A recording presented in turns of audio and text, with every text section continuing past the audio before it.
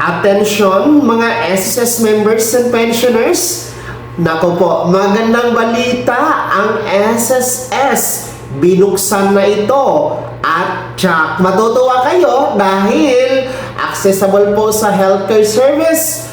Mapapasa inyo na. Pag-uusapan natin mamaya-maya. Hello mga ka-vlogs! Welcome dito sa aking YouTube channel. Magandang araw po. Sa lahat ng mga manonood, saan po kayong dako sa mundo, kumusta kayo mga ka-vlogs? Sa eto no, makinig kayo mga miyembro at pensyonado ng SSS. Napakagandang balita ito para sa ating lahat. Dahil ang Social Security System or SSS Diliman Branch, so ito po yung nasa Quezon City, ay pinangunahan po ang soft launch dito sa pagbubukas sa pambansang butika at bakuna para sa mamamayan. No, last January 26, 2026. So ito pong pambansang butika at bakuna para sa mamamayan ay in partnership po ito sa Philippine Pharma Procurement Incorporated or PPPI. Ang layunin po o ang objective po dito sa pagbubukas ng pambansang butika at bakuna para sa mamamayan ay para po magbigay ng accessible, mura at kalidad na mga medisina at gamot para sa mga SSS members, kanilang mga dependents or beneficiaries, maging sa general public para mapaabot po sa inyo ang accessible at murang healthcare service mga ka-vlogs. So napakaganda ito, no?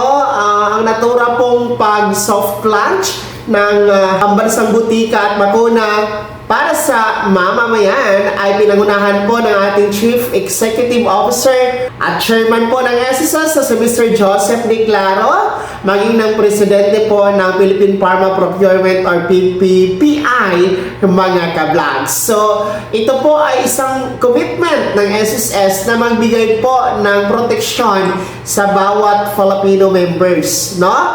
Hindi lamang po sa financial assistance, hindi lamang po sa pananalapi ang pagbibigay ng proteksyon ng SSS para sa mga miyembro, benepisyaryo at pensyonado, maging po sa usaping pangkalusugan, no? Healthcare mga ka-vlogs, na gawing accessible, gawing mura, di kalidad at abot kamay po ang mga medisina at bakuna para sa mamamayang Pilipino. Kaya napakagandang balita ito, no?